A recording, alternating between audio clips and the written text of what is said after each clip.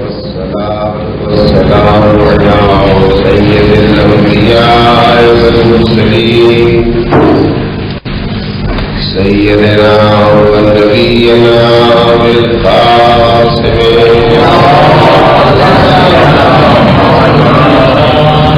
وآله الطيبين الطاهرين المعصومين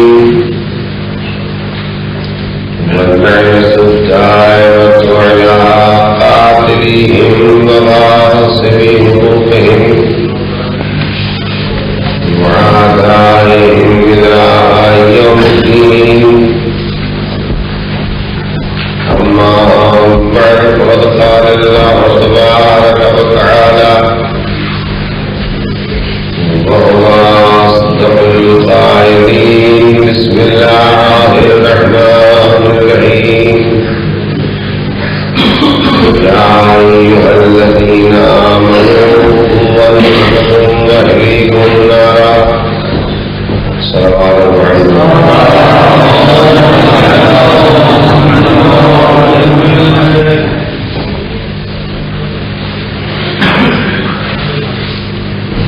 میں نے میاں کے سامنے سورہ تحریم کی ایک آیت کریمہ کا ابتدائی فترہ پڑھا.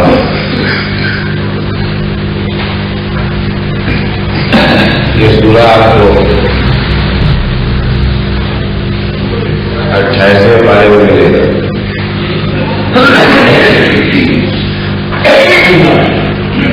اور سورہ تحریم کی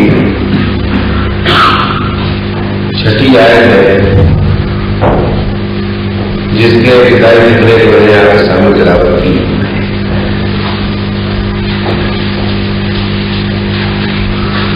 ارشاد ہوتا ہے: یا ایھا الذین آمنوا قوا انفسکم واہلیکم نارا.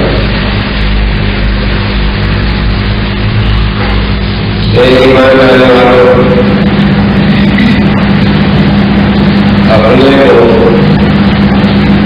اور اپنے گھر والوں کو آگ سے بچاؤ. وقودها الناس والحجارہ، اس آگ سے بچاؤ جس کا ایندھن انسان ہوں گے اور پتھر. معمولی سمجھ والا کی یہ بات جانتا ہے کہ پتھر میں قوت عمل نہیں اور جس میں قوت عمل نہیں ہے اس کے لیے نظرہ ہے نظرہ.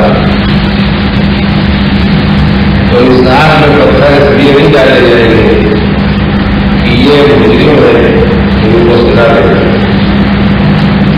بلکہ یہ لیے ڈالے جائیں گے تاکہ آگ کی تپش میں، آگ کی سوزش میں، آگ کی تیزی میں اضافے کا ہے. اور یہ دوزخ کی آگ جو پتھروں کی آگ سے تیز کر دی جائے گی، اس میں جلنے والا فقط انسان ہے. تو اللہ کہتا ہے ایمان لانے والوں، اپنے کو اور اپنے گھر والوں کو دوزخ کی آگ سے بچاؤ جس کا ایندھن انسان ہے اور پتھر ہے. علیہا ملائکۃ غلاظ شداد. دوزخ کی آگ سے اپنے گھر والوں کو بچاؤ جس پر اللہ نے ایسے ملائکہ موجود کیے ہیں جو سخت اور شدید مزاج ہیں. لا یعصون اللہ ما امر. وہ ایسے ملائکہ ہیں کہ خدا ان کو جو حکم دے گا اس کے حکم کی تعمیل میں وہ نافرمانی نہیں ہے.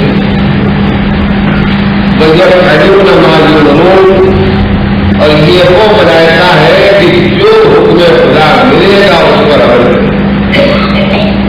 میں قبل اس کے کہ آپ کے سامنے سلسلے کلام کو آگے بڑھاؤں، یہ کرنا چاہتا ہوں کہ پالنے والے سے ہم کو اور آپ کو یہ بات پوچھ لینا چاہیے کہ پالنے والے تیرا اتنا فرمانا کافی تھا کہ ذات سے اپنے اور اپنے گھر والوں کو بچاؤ، جس کا ایندھن انسان اور پتھر ہے، اس پر پورے ملائکہ کے منظم کرنے کا تذکرہ کیوں کیا ہے؟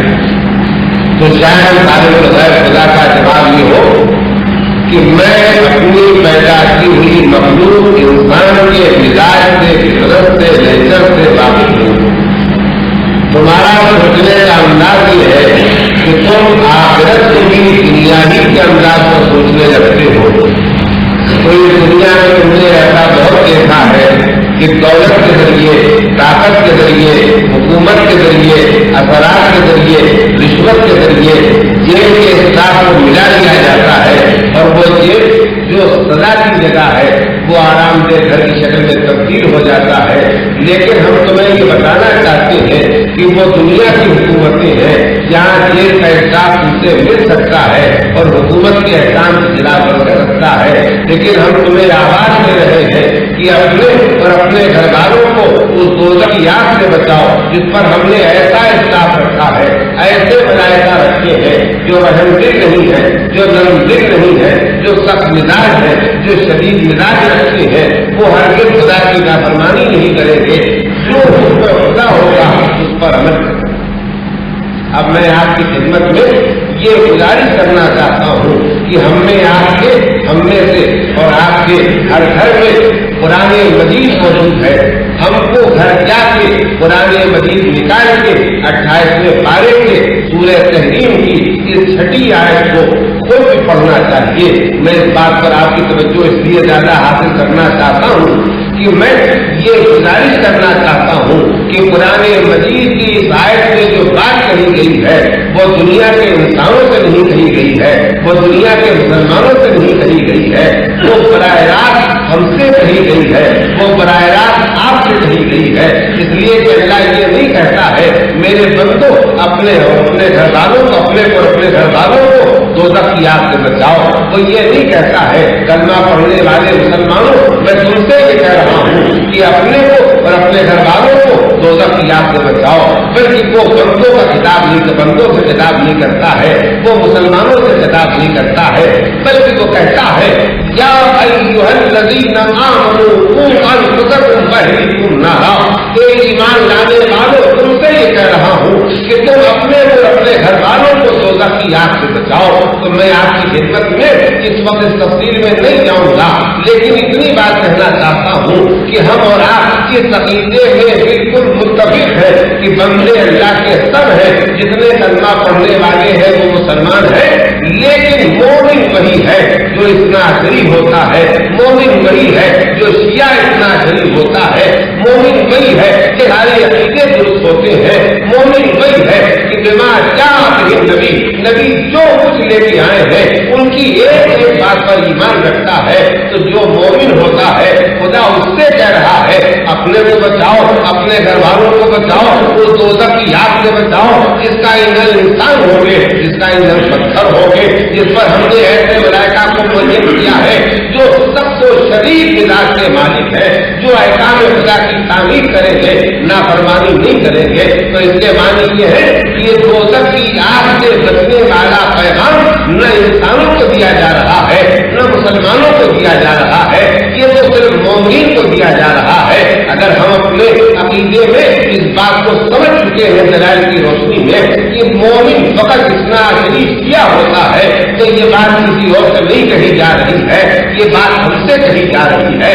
میں آپ کی خدمت میں تذکرے کو یہاں تک لانے کے بعد دو بنیادی باتیں عرض کرنا چاہتا ہوں جن کا تعلق میرے ان سارے بیانات سے ہوگا، ان ساری گزارشوں سے ہوگا، ان ساری درمندانہ اپیلوں سے ہوگا جو اگلی تاریخوں میں اپنے بھائیوں کے سامنے، اپنے بچوں کے سامنے، اپنے بزرگوں کے سامنے، اپنی بیٹیوں کے سامنے، اپنی ماں اور بہنوں کے سامنے رکھنا چاہتا ہوں۔ وہ یہ کہ پہلی گزارش آپ اپنے ذہن میں یہ محفوظ رکھیں کہ ہم اور آپ مل جل کے ان راتوں میں جن تذکروں کو سننا چاہتے ہیں، جن تذکروں کو سنانا چاہتے ہیں، ان کا ہدف کیا ہے، ان کا نشانہ کیا ہے، ان 10 दिनों में हम क्या चीज हासिल करना चाहते हैं, जब तक ये बात हम तय नहीं करते हैं तब तक ये हमारी बरिश है, तब तक ये हमारी तकलीफें किसी मंजिल तक नहीं पहुंचेंगी।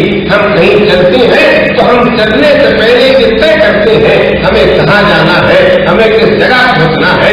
तो अगर मंजिल तय किए बगैर, मकसद तय किए कोई काम नहीं किया जा सकता है, तो हमारा और आपका ये भी फरीदा होता है कि इन 10 दिनों में हम क्या हासिल करना चाहते हैं उसको भी तय करें। मैं आपके सामने इस बात से इकरार करने में किसी किस्म की कोई झिझक महसूस नहीं करता हूँ कि हमारे सामने मसाइल है और बेशुमार मसाइल है। इनफरादी जिंदगी से मुतालिक मसाइल भी है, इज्तिमाई जिंदगी से मुतालिक मसाइल भी है, मुआशियात के मसाइल भी है, इक़्तिसादियात के मसाइल भी है, मुआशरत के मसाइल भी है, इबादत के मसाइल भी है, मामलात के मसाइल भी है। लेकिन क्या इन 10 दिनों में एक घंटे की तकरीरें सुनने और सुनाने में जिंदगी के सारे मसाइल हल किए जा सकते हैं? नहीं मुमकिन है ऐसा। अगर नहीं मुमकिन है ऐसा तो फिर हमारे लिए किसी इस मजमे में मसाइल के मजमे में से किसी एक चीज को मुंतखब कर लेना चाहिए जिसे कम से कम हम इन 10 रातों में हासिल कर सके। मैंने अपने ख्याल में जो चीज तय की है उसे आपके सामने अर्ज करता हूँ, लेकिन अगर आप उसमें किसी किस्म की तरमीम चाहेंगे तो मुझे उस तरमीम के कबूल करने में कोई इनकार नहीं होगा। अज़ीज़ान गिरामी, मैं इन 10 रातों में आपकी मदद से मिलकर एक मकसद हासिल करना चाहता हूँ। वो ये कि बिल्कुल सही सूरत हाल हमारी ये है कि हम खुदा पर यकीन रखते हैं, खुदा पर फेथ रखते हैं, एतमाद रखते हैं। कोई शक नहीं है इस बात में कि हम खुदा को मानते हैं। इस मानने में न शक है, न इस मानने में शुबा है, न इस मानने में निफाक है। हम ये भी इकरार करेंगे कि बेशक हुजूर सरवरे कायनात जनाब मुहम्मद मुस्तफा सल्लल्लाहु अलैहि वसल्लम तो हम नबी, आखिरी नबी, खातमुन नबीय्यीन, मुरसले आखिर पूरी सच्चाई के साथ, पूरी दयानत के साथ, पूरी दिल की गहराई के यकीन के साथ मानते हैं। हमको ये भी इकरार और ऐलान है कि हम हुजूर सरवरे कायनात के बाद मौलाए कायनात अमीरुल मोमिनीन अली इब्न अबी तालिब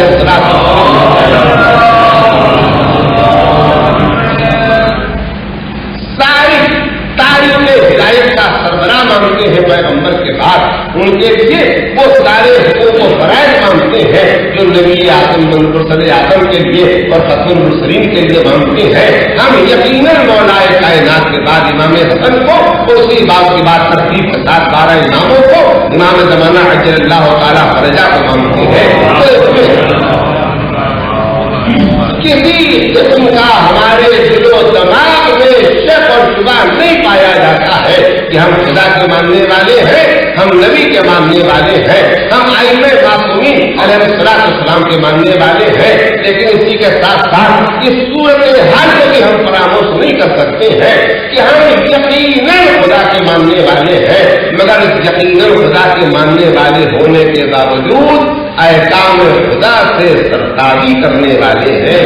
जहाँ वो बिल्कुल सच्ची और साबित और मजबूत हकीकत है कि हम खुदा के मानने वाले हैं, वहाँ हमारी अमली जिंदगी इस बात से किसी तरह इनकार नहीं करा सकती है कि हम खुदा को मानते हैं मगर अहकाम खुदा को नहीं मानते हैं।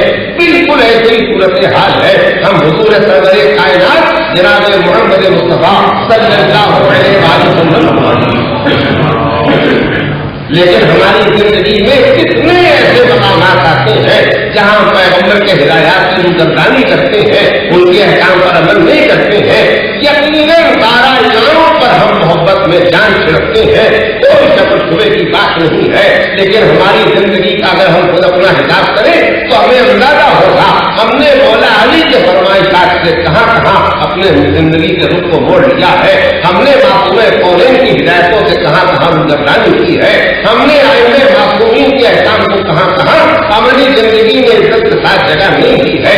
यानी हमारी जिंदगी इस प्रकार का शिकार है कि हम खुदा को मानते हैं मगर उसकी बात नहीं मानते हैं। हम नबी का कलमा पढ़ते हैं मगर उनके हर हुक्म के सामने सर नहीं झुकाते हैं। हम आइम्मे मासूमीन से मोहब्बत करते हैं, बेपनाह मोहब्बत करते हैं, लेकिन उनकी जात से मोहब्बत करते ہیں, ان کی بات سے محبت نہیں کرتے ہیں, ان کی شخصیت سے محبت کرتے ہیں, ان کے احکام سے محبت نہیں کرتے ہیں, ان کے اصول کو تسلیم کرتے ہیں, ان کے مقصد کے لیے عملی اقدام نہیں کرتے ہیں, تو یہ ہماری انفرادی زندگی ہو یا خاندانی اور فیملی کی زندگی ہو یا قومی زندگی ہو, ہر سطح پر ہمیں یہ نظر آتا ہے کہ ہم اس عملی تضاد کا شکار ہے کہ خدا کو مانتے ہیں, نبی کو مانتے ہیں, امام کو مانتے ہیں, مگر احکام کو نہیں مانتے ہیں. تو ہمارا فریضہ ہوتا ہے کہ ہم سوچیں کہ ہمارے اندر یہ تضاد کیسے پیدا ہو گیا ہے.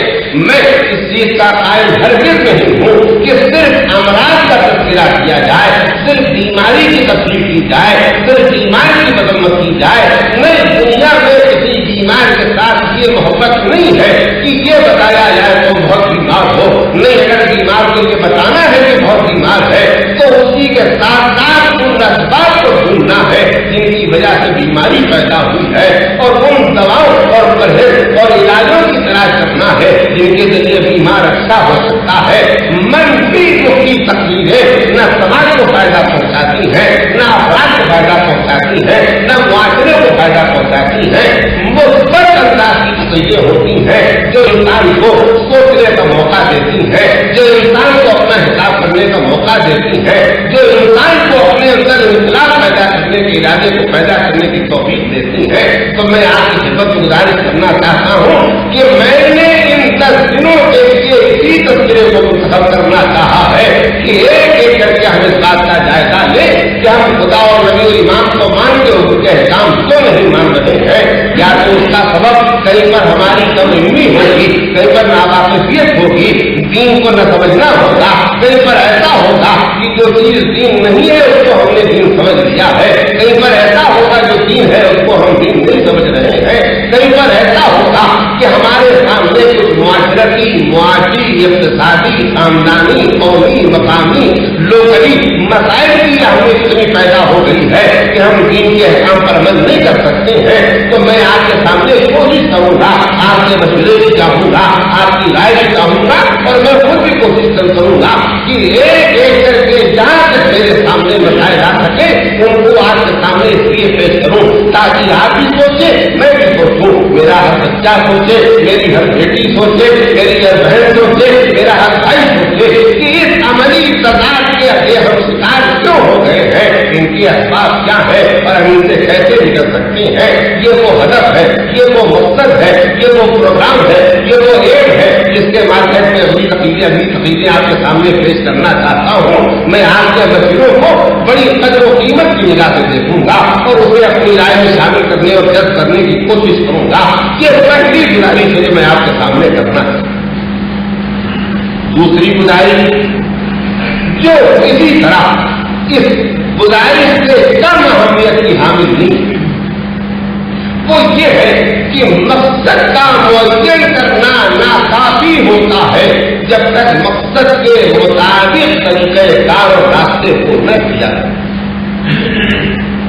آپ اگر گھر سے آئے ہیں, یہاں تک تشریف لائے ہیں مجلس کرنے کے لیے, تو جہاں آپ کے پیش نظر یہاں تک آنا تھا یہ مقصد تھا, تو اس مقصد کے حصول کے لیے آپ کو ایسے ہی راستے سے آنا تھا جو آپ کے گھر سے شروع ہوتا ہو اور یہاں تک پہنچتا ہو. اگر راستہ بدل دیتے تو ہم میں سے کوئی آدمی نہیں پہنچ سکتا تھا. اس کے کھلے ہوئے معنی ہے کہ مقصد کا معین کرنا تنہا ناکافی ہے جب تک مناسب راستے کا, مناسب طریقہ کار کا, مناسب لائے عمل کا انتخاب نہ کر دیا جائے. تو میں آپ کی خدمت میں گزارش کرنا چاہتا ہوں کہ یقیناً میں جو کچھ بھی آپ کے سامنے عرض کروں گا ان ساری باتوں کی گزارش کے باوجود میں خطا اور غلطی کر سکتا ہوں. میں ہرگز معصوم نہیں ہوں. میرے انداز فکر میں کسی قسم کی ایسی گارنٹی اور ضمانت نہیں ہے کہ میری زبان سے کوئی غلط بات نہیں نکل سکتی ہے, میرا سوچنے کا انداز کہیں پر نہیں رہ سکتا ہے.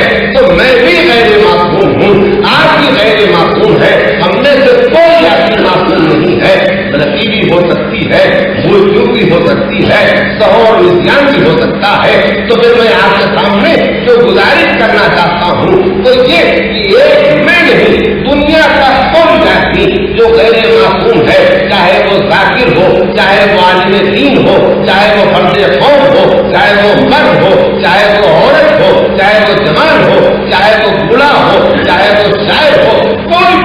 وہ کوئی بات کہتا ہے تو ہم کو اس کی بات پر تبصرہ کرنے سے پہلے، اس کی بات کی حمایت یا مخالفت کرنے سے پہلے، اس کی بات کے سننے اور ماننے اور نہ ماننے کا فیصلہ کرنے سے پہلے ایک معیار اپنے ہاتھ میں رکھنا ہوگا کہ کہنے نے جو بات کہی ہے وہ قرآن مجید کے بیان کے مطابق ہے یا نہیں ہے۔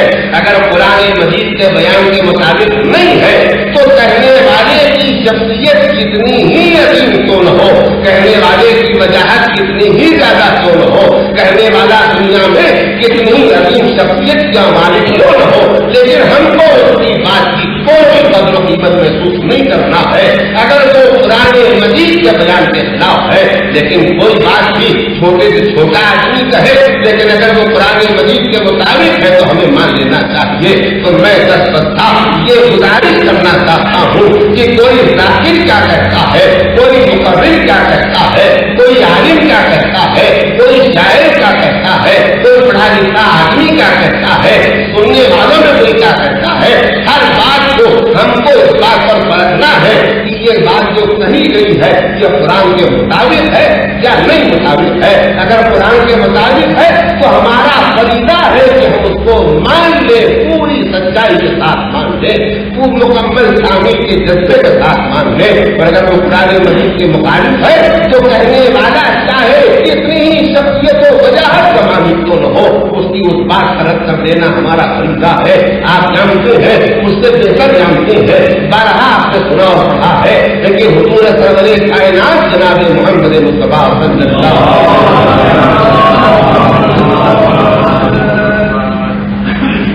ارشاد فرمایا کہ میری وفات کے بعد، میری شہادت کے بعد، میرے انتقال کے بعد بہت سے آدمی پیدا ہوں گے جو میرے نام سے جھوٹی حدیثیں گڑھ کے لوگوں کو سنائیں۔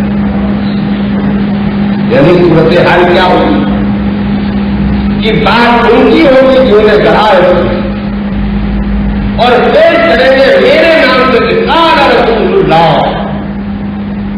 تو پیغمبر نے کہا تمہارے سامنے دو چیزیں آئیں گی، ایک طرف کہنے والے میں میرا نام لیا جائے گا، میری شخصیت کا فائدہ اٹھانے کی کوشش کی، اور دوسری طرف بات ہوگی جو میری بات نہیں ہوگی تو تم پریشان نہ ہو جانا، اس لیے کہ کچھ باتیں میں نے کہی ہیں اور کچھ باتیں میری طرف سے میرے نام سے کہی جائیں جو میری کہی ہوئی نہیں ہے۔ تو جب کبھی تمہارے سامنے کوئی چیز پیش کی جائے تو تم اس کو قرآن مجید سے ملا کے دیکھنا، اگر بیان کی ہوئی حدیث قرآن مجید کے مطابق ہے تو مان لینا، اور اگر قرآن مجید کے خلاف ہے تو اسے دیوار پر پٹک لینا۔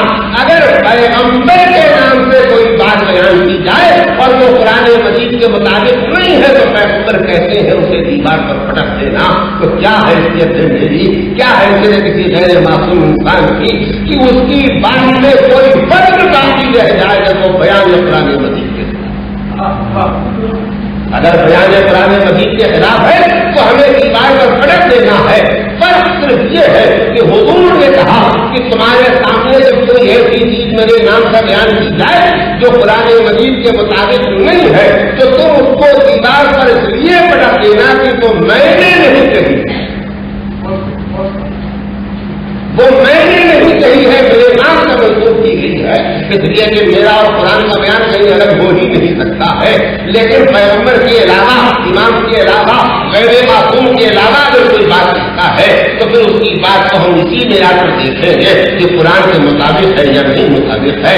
اگر قرآن کے مطابق نہیں ہے تو شخصیت کا لحاظ کیے بغیر اس بات کو رد کر دینا ہے، اس بات کو واپس کر دینا ہے، اس بات سے انکار کر دینا ہے۔ پر اگر قرآن مجید مطابق ہے تو چاہے ہمارے کتنے ہی خیالات اس سے کو نہ ٹکراتے ہو، ہمارے کتنے ہی سوچنے کے انداز اس سے کو نہ ٹکراتے ہو، ہمارے سماج کی کتنی عادتیں اور روشیں اس سے کو نہ ٹکراتی ہو، ہماری سوسائٹی کی کتنی باتیں اس سے کو نہ ٹکراتی ہو، لیکن ہم کو قرآن کی ہمالیائی عظمت کو سامنے رکھتے ہوئے ان ساری چیزوں کو توڑ کے پھینک دینا ہے جو اسلام سے ٹکراتی ہو، جو بیان قرآن مجید سے ٹکراتی ہو۔ یہ وہ راستہ ہے کہ اس راستے کا اگر ہم اپنائیں گے تو ہم اس منزل تک پہنچ سکیں گے کہ ہم خدا اور نبی امام کے ماننے والے ہونے کے بعد ان کے احکام کی تعمیر کریں۔ میں آپ کی خدمت میں اپنے اگلے اور آج کے سارے بیان پھر خلاصہ ایک نظر کرنا چاہتا ہوں، میں آپ کی خدمت میں نہ کوئی بات و نصیحت کرنے آیا ہوں، نہ میں آپ کی خدمت میں کسی کو کسی کی غلطی پر ٹوکنے آیا ہوں، مجھے اس کو ٹوکنے کا حق ہی نہیں ہے، اس لیے کہ میں سارے سننے والوں سے زیادہ گنہگار ہوں، میں سارے سننے والوں سے زیادہ حقیر ہوں، لیکن پھر آپ مجھ سے پوچھ سکتے ہیں کہ تم کیوں یہ باتیں کہنے آئے ہو؟ بڑی سیدھی سیدھی سی بات ہے، میں ایک درد مند دل لے کے آیا ہوں اور یہ چاہتا ہوں کہ اپنے ان 10 دنوں کے اندر اپنے درد دل کو آپ کا درد دل بنا دوں، اپنے درد دل کو آپ کے دلوں میں منتقل کر دوں۔ کیوں؟ اس لیے کہ قرآن مجید آواز دے رہا ہے، یا ایھا الذین آمنوا قوا انفسکم واہلیکم نارا، اے ایمان لانے والوں اپنے کو اور اپنے گھر والوں کو دوزخ کی آگ سے بچاؤ۔ میں آپ کی خدمت میں کرنا چاہتا ہوں، یہ کوئی بہت بڑی عمارت نہیں ہے،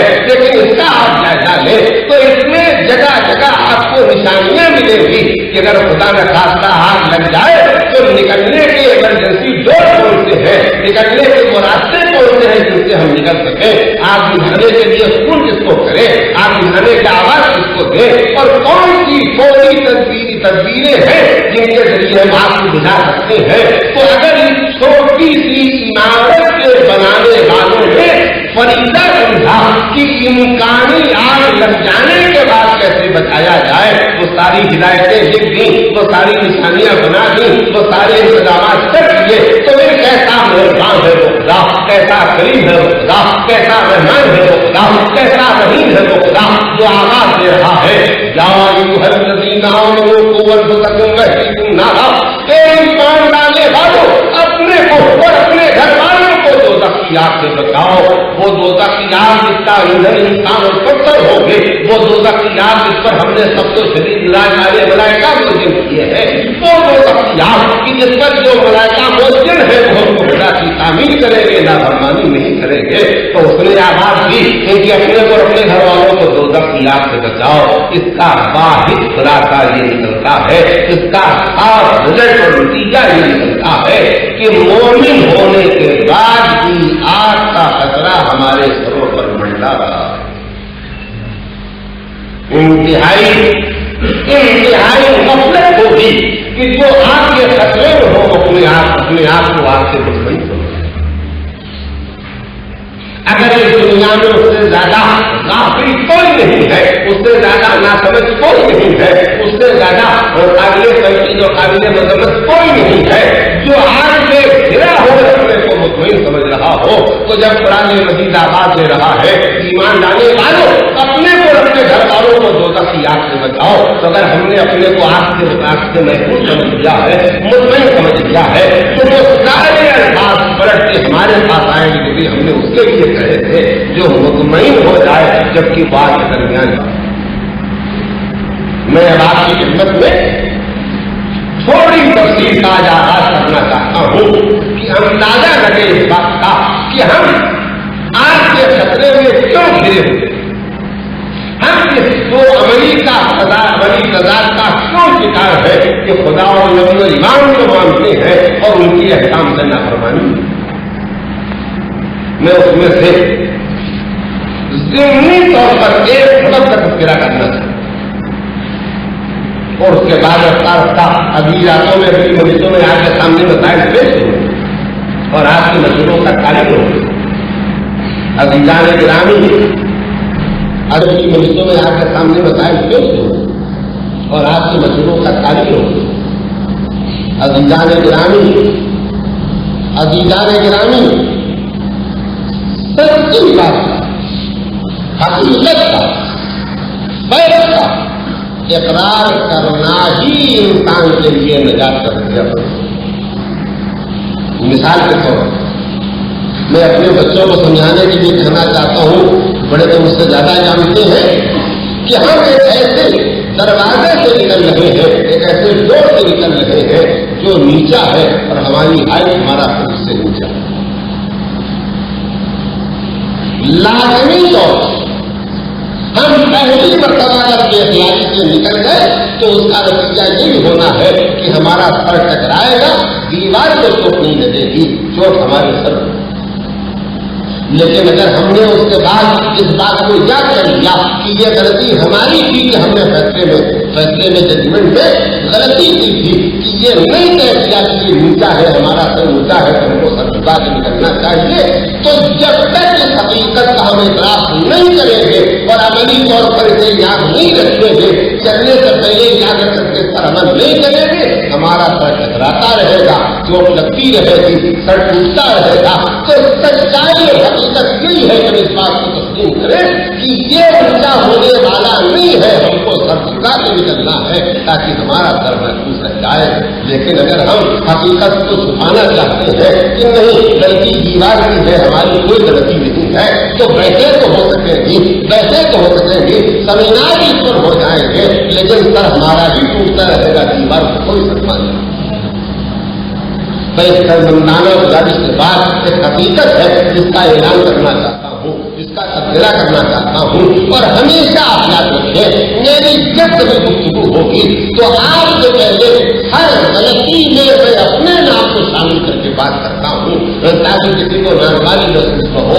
میں نے آپ کے سامنے سر کھڑے منبر اختیار کیا ہے، میں آپ سے زیادہ گناہگار ہوں، میں آپ سے زیادہ حقیر ہوں، لیکن آپ سے محبت رکھتا ہوں اور یہ چاہتا ہوں کہ آپ کے لیے جو راستہ نکل آئے اور آپ کے لیے راستے کے ذریعے میرے لیے راستہ نکل آئے کہ ہم بھی آپ کے بچ جائیں اور آپ بھی آپ کے بچ جائیں، یہ سرمندانہ گزارش کے لیے پیش کر رہا ہوں۔ اب سنیے اس اسباب میں سے سبب کا تذکرہ کہ جس کی وجہ سے ہم خدا اور نبی اور امام کو مانتے ہیں اور ان کے احکام کی نافرمانی کرتے ہیں۔ ذرا صلوات بھیجیے محمد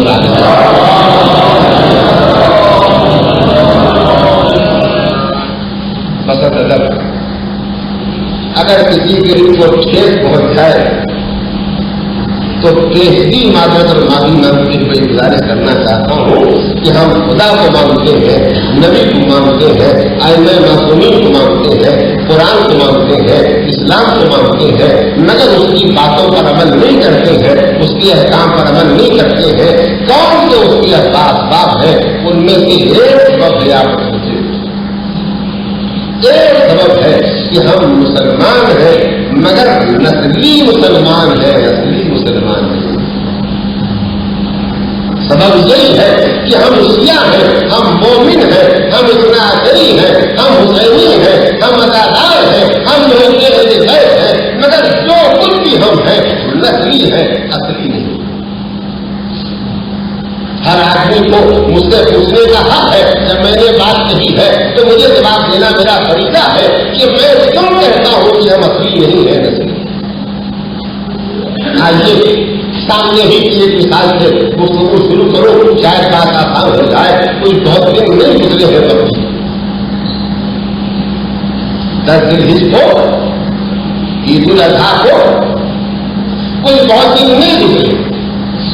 یہاں کتنے حضرات کی تشریف فرما ہے، ان سے اگر میں یہ سوال کروں کہ ہم نے رمضان کے بعد والی عید یا ذوالحجہ کی 10 تاریخ کو جو عید آئی تھی، اس عید کی عید کو ہم میں سے کتنے آدمی ہیں جنہوں نے نماز عید نہیں پڑھی؟ اگر میں اپنے محترم سامعین کے سامنے یہ سوال رکھوں کہ ہم میں سے کتنے آدمیوں نے عید اور بقرعید کی نماز نہیں پڑھی، تو ہم میں سے اکثر آدمیوں کا جواب ہوگا کہ ہم میں سے اکثریت ہے جس نے نماز نہیں پڑھی۔ شاید ہی کوئی رہ گیا ہو ایسا نصیب مسلمان جس نے عید اور بقرعید کی نماز نہ پڑھی ہو۔ تو معلوم ہوتا ہے ہم کہیں چلے جائیں، کسی سوسائٹی میں چلے جائیں، کسی معاشرے میں چلے جائیں، ہمارا بھائی، ہماری بہن، ہماری بیٹیاں جو جس ماحول میں زندگی بسر کر رہی ہیں، کسی ماحول میں ہم جا کے پوچھیں نماز عید کتنے آدمیوں نے پڑھی، تو جواب ملے گا 95% آدمی، 99% آدمی نے پڑھی۔ 10% 10% 2% لوگوں نے نماز پڑھی۔ دستہ گزارش ہے، ٹھنڈے دل و دماغ کے ساتھ سنیے اور سوچیے کہ ہم نے 95 90% 99% 100% عید کے دن نماز پڑھی، لیکن اسی عید کو یہ 95% نماز پڑھنے والوں نے صبح کی نماز نہیں۔ اگر ہم ریشیو نکالے اوسط نکالے کہ جنہوں نے نماز عید پڑھی تھی ان میں سے کتنے آدمیوں نے نماز صبح پڑھی تھی، تو جواب नहीं जाएगा। 10% नमाज सुबह पढ़ी थी और 95% आदमियों ने नमाज नहीं। मैंने सवाल की तरह और आगे बढ़ा दिया कि नमाज दोपहर कितने आदमी ने पढ़ी, क्या जितनी ने सुबह पढ़ी थी उतने सो रहे। मगरिब का कितना मजमा रहा, क्या जितना कल के मगरिब का मजमा था उसमें याद की मगरिब का मजमा रहा, वो तो ईद का वक्त है गुजर गया। तो मैं कहने का हक रखता हूँ कि अगर हमने ईद के दिन, बकरीद के दिन नमाज पढ़ी अल्लाह के लिए, तो अल्लाह तो उसी दिन सुबह को भी था, उसी दिन जोहर को भी था, उसी दिन मगरिब को भी था, ईद से पहले भी था, ईद के बाद भी था। तो अगर हम अल्लाह के लिए नमाज पढ़ रहे थे तो हमको रोज पढ़ना चाहिए थी, हर नमाज पढ़ना चाहिए थी। लेकिन हमने ईद और बकरीद के दिन नमाज पढ़ी और उसी दिन जोहर की और मगरिब की नहीं पढ़ी। तो इसलिए कि जो असली मुसलमान होगा वो खुदा के लिए सुबह भी पढ़ेगा, पढ़ेगा, मगरिब भी पढ़ेगा, रोज पढ़ेगा, सालों पढ़ेगा, हर महीने पढ़ेगा। लेकिन हमारी नस्ल में सारी नमाजें नहीं पढ़ी जाती है, हमारी नस्ल में तो नमाजें ही पढ़ी जाती है। तो जो नस्ली नमाजी को हमने पढ़ दी, जो असली नमाजी मैंने एक नमूना आपके सामने रख दिया है। इस एक नमूने के बाद आप एक में 1 लाख और 1 करोड़ निकाले अपनी जिंदगी में से हम आप तलाश कर सकते हैं तो इस बात का सबूत बनेगी कि हम नस्ली मुसलमान हैं, असली मुसलमान नहीं है।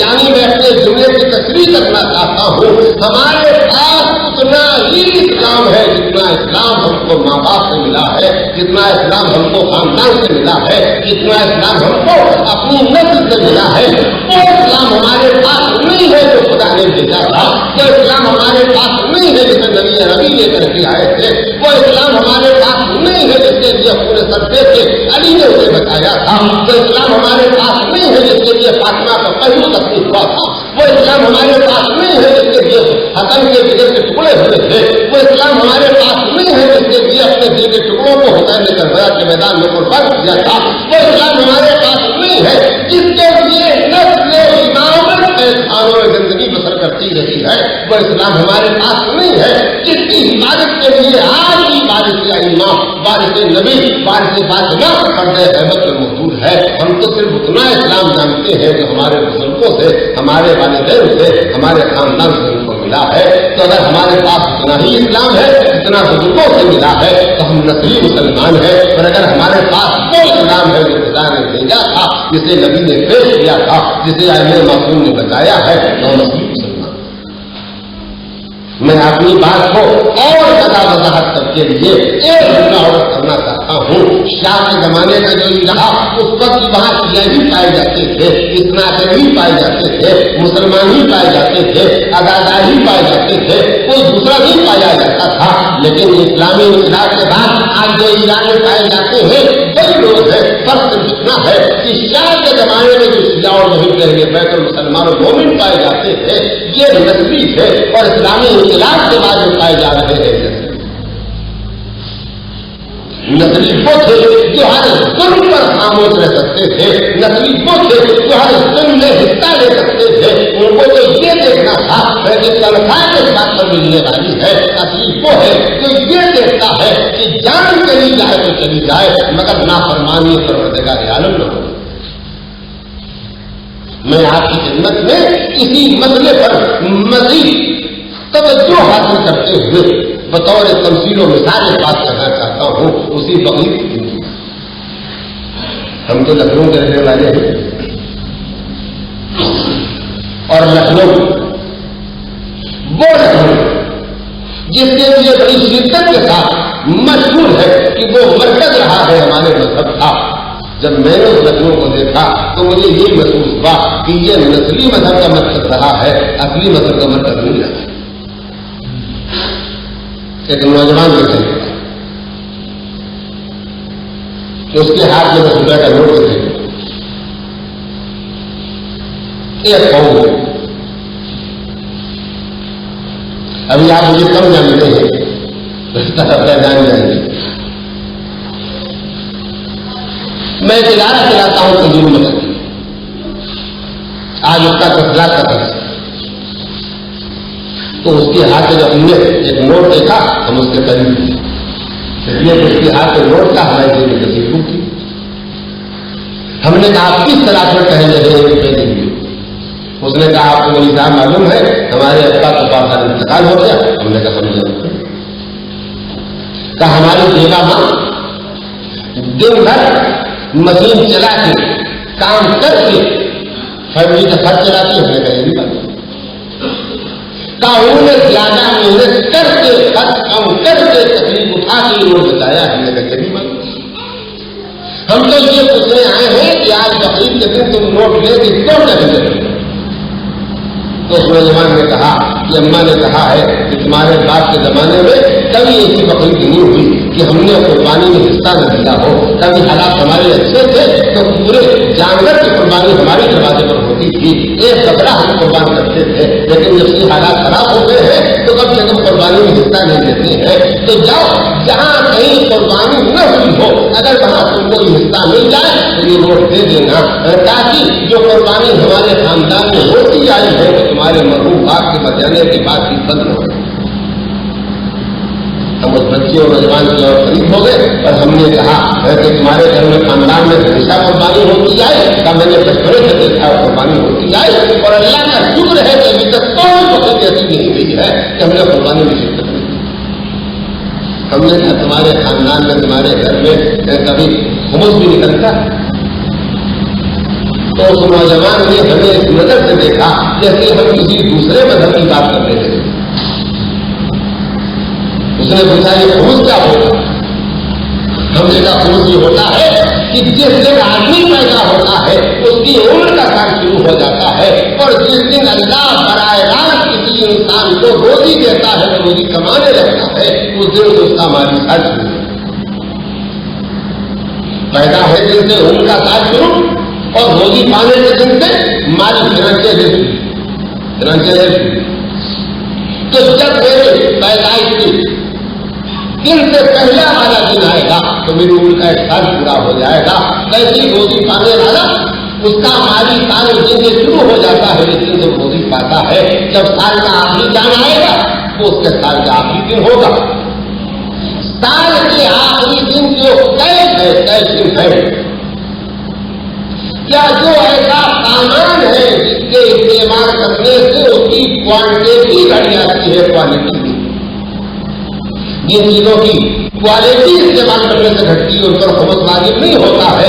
جن چیزوں کے استعمال کرنے سے ان کی کوانٹٹی گھٹ جاتی ہے ان پر خمس واجب ہوتا ہے. ایک پمفلیٹ موجود ہے آپ جا کے بھی لے جا سکتے ہیں پڑھ سکتے ہیں مسائل کا اندازہ ہو جائے.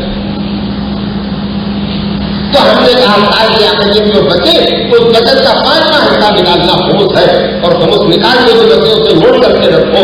اگلے سال پھر جب حساب کرو تو اس سال کی بچی ہوئی رقم سے جتنا بڑھے گا اس کا خمس دینا. کمل صاحب یہ خمس کیا واجب؟ ہم نے کہا ایسا واجب ہے کہ قرآن مجید کے 10ویں پارے کی پہلی آیت میں اس کا تذکرہ ہے اور ائمہ معصومین علیہ السلام نے اس آیت کی روشنی میں جس میں خدا نے کہا ہے جو بچے اس کا 5واں حصہ نکالو یہ خمس ہے. اس کا پہلا حقدار خدا ہے, دوسرے حقدار نبی ہے, تیسرے حقدار امام ہے, چوتھا حقدار وہ غریب ہے جس کے پاس کاٹر کا خرچ نہ ہو, پھر وہ یتیم ہے جو غریب ہو, وہ مسافر ہے جو سفر میں غریب ہو گیا ہو. ان کے حقوق ہے اور ائمہ معصومین نے کہا ہے اگر تم خمس کی ایک پائی نہیں نکالتے ہو تو تم گیا ہم اہل بیت کا حق ہے یقین کرو. معصومین نے حدیث میں ارشاد فرمایا کہ اگر کوئی آدمی خمس کی ایک پائی نہیں نکالتا ہے کھا جاتا ہے تو وہ ایک پیسہ نہیں کھا جاتا ہے, ایک حصہ نہیں کھا جاتا ہے. یہ آگ ہے جو اس کے پیٹ میں داخل ہو رہی ہے.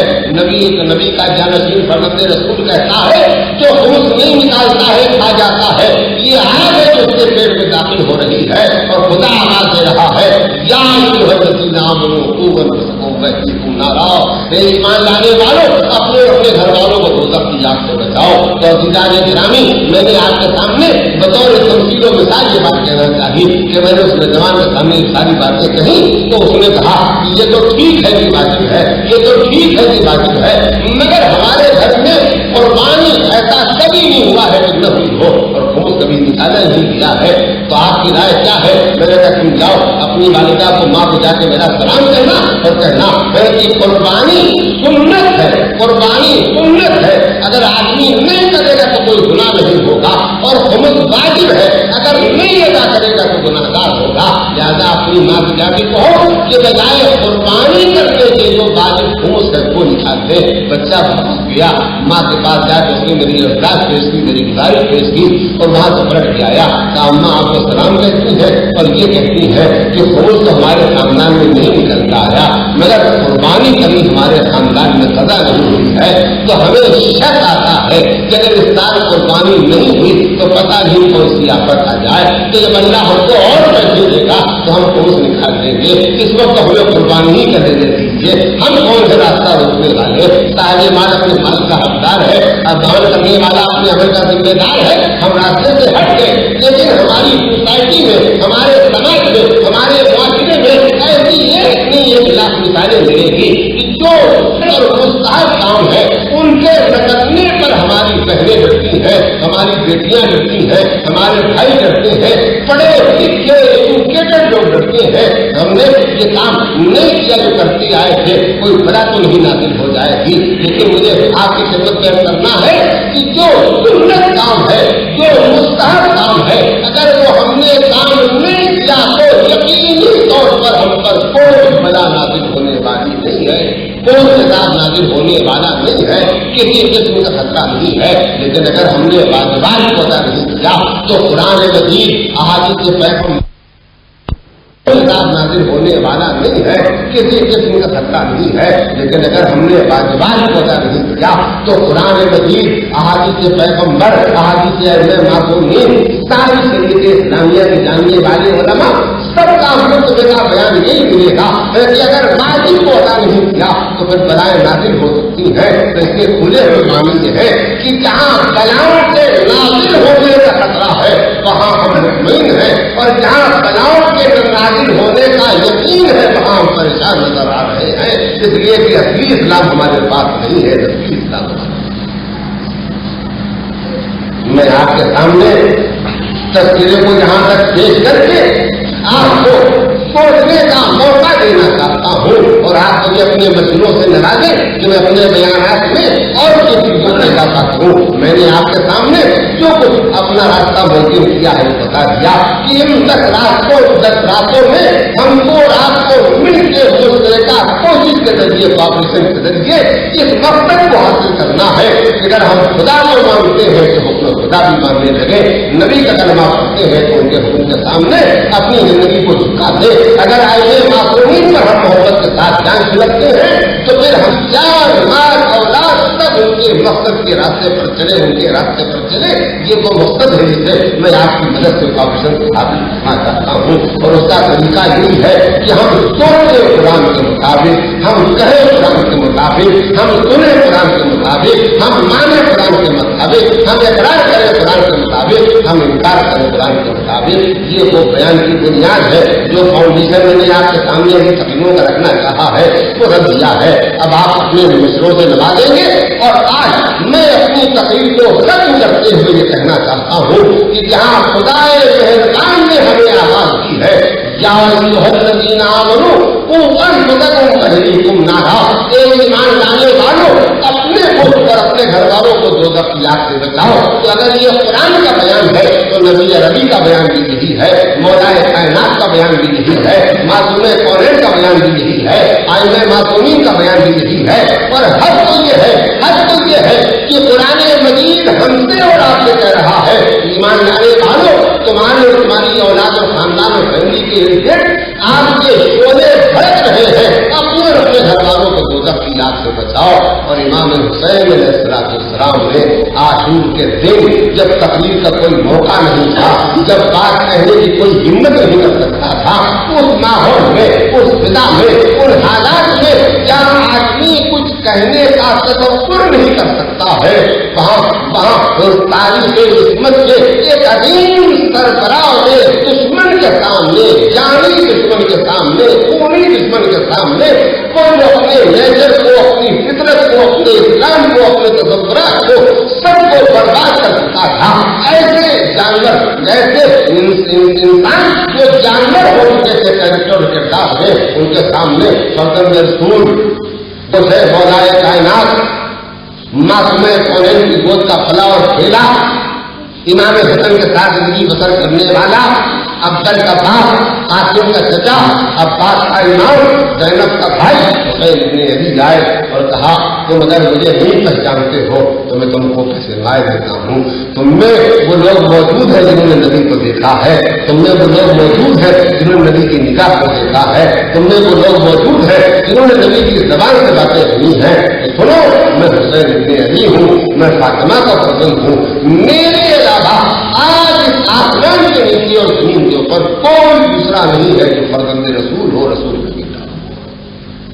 मैं वो हूँ जिसके बारे में मेरे नाना ने कहा, मैं वो हूँ जिसके बारे में मेरे नाना ने कहा कि ये हसन और हुसैन जन्नत के जवानों के सरदार है, मुझे पहचानो। मेरे बारे में तुम्हारे नबी ने कहा है, इनसे फिरो मुझसे फिरो है, इनसे लड़ाई मुझसे लड़ाई है, इनका गोश्त मेरा गोश्त है, इनका खून मेरा गोश्त है, मेरा खून है। तो मैं वो हुसैन तुम्हारे सामने बोल रहा हूँ, मैं हुसैन की तकलीफ का खुलासा पेश करना चाहता हूँ, मैं उस मंदिर तक लाना चाहता हूँ जो मेरे हदफ और मकसद और निशाने के मुताबिक है। हुसैन ने अपने को पहचानवाया, मजमा सुनता रहा, कभी हमजा के जरिए पहचानवाया, कभी खदीजा के जरिए पहचानवाया, कभी नबी के जरिए पहचानवाया, कभी अली के जरिए पहचानवाया, कभी जाफर तैयार के जरिए पहचानवाया, कभी कुरान के जरिए पहचानवाया। सारे तारुफ मुकम्मल करने के बाद, पूरे तौर पर पहचानवाने के बाद एक मरतबा हुसैन ने कहा, ये बताओ तुम मुझे कत्ल करने क्यों आए हो? याद रखो, मैं हैदर करदार का बेटा हूँ, न मेरा बाप मौत से डरा है, न मैं मौत से डरता हूँ, लेकिन मैं तुमसे पूछने आया हूँ कि तुम दोज़ख से क्यों नहीं डरते हो? मेरे खून से हाथ लगने के बाद अपने लिए दोज़ख क्यों बोल दे रहे हो?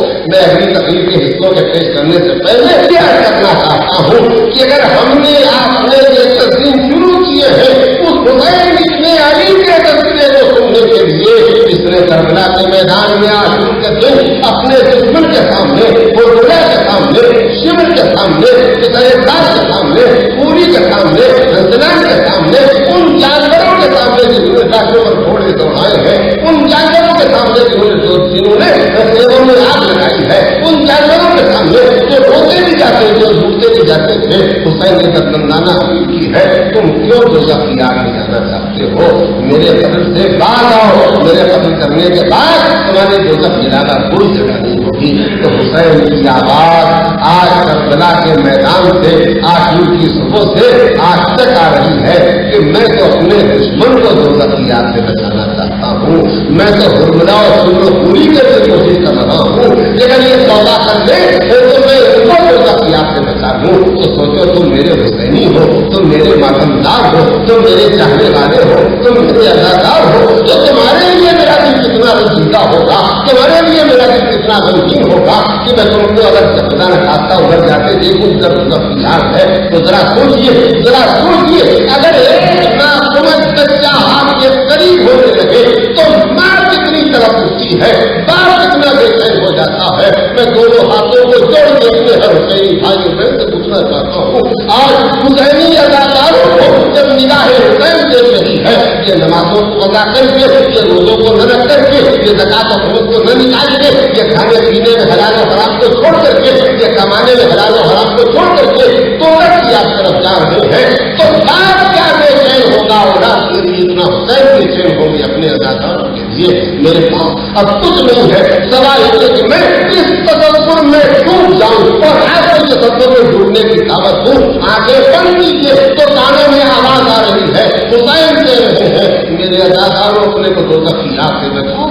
ज़ैनब कह रही है, मेरे अदाकारों अपने को दोज़ख की आग से बचाओ। और हद ये है कि हुसैन की हाथ पर नूना का बच्चा गले पर तीर खाने से पहले आवाज दे रहा है, देखो मेरी कुर्बानी फरामोश न करना, मैंने इंसानों को दोज़ख की आग से बचाने के लिए कुर्बानी की है।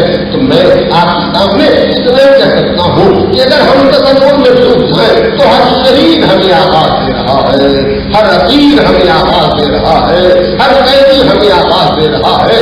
उन गलों से आवाजें आ रही है जो खंजरों से काटे गए, उन गलों से आवाजें आ रही है जिन पर तीर मारे गए, उन गलों से आवाजें आ रही है जिनसे उनको तौफ पहनाए गए, उन गलों से आवाजें आ रही है जो बाप पर रोना चाहते थे तो तालियाने मार के उनको चुप होने पर मजबूर कर दिया जाता था। बस अगर मेरी अपील में, मेरी दरमंदाना गुजारिश में कोई जंग नहीं है तो खुदा के वास्ते मोहम्मद हुसैन को था कि उस दरमंदाना आवाज से हमको तवज्जो करना चाहिए जो हर शहीद की आवाज आ रही है, जो हर तहजीब रसीद की आवाज आ रही है। बस मैंने आज के बयान को मुकम्मल कर दिया, आज की गुजारिशों को मुकम्मल कर दिया। कल मैं हज़रत तौफीक आपकी खिदमत करूंगा।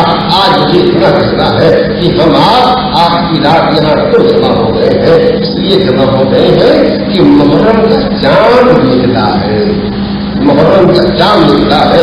2-4 मिनट में आपकी ओर करता हूँ ताकि गमो मातमो जिक्र मसाइब का हक भी अदा हो जाए।